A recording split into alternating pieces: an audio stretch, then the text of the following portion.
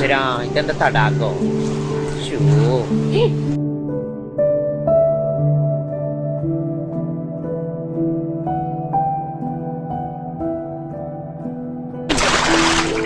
ഓ, അപ്പില് ചവിട്ടി വലി. പ്രിയ സഖി ഗംഗേ പയറു പറയൂ. വസോട്ട വല തുന്നുമ്പോ മീൻ ചാടിപ്പോൻ തൊള്ളയിടണേ.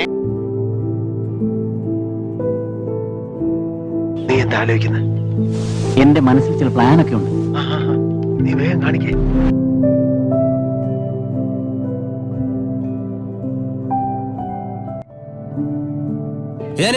ഞാൻ പോകുന്നു.